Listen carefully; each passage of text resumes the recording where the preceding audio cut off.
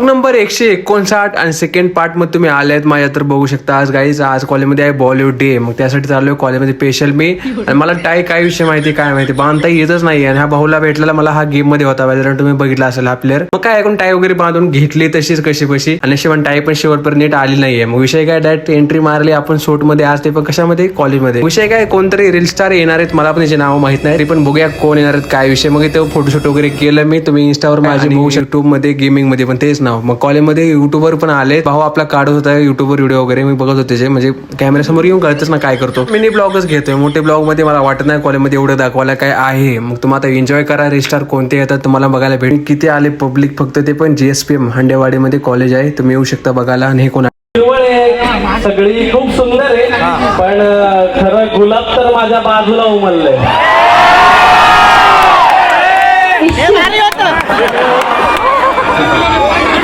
इश्क काय इश्क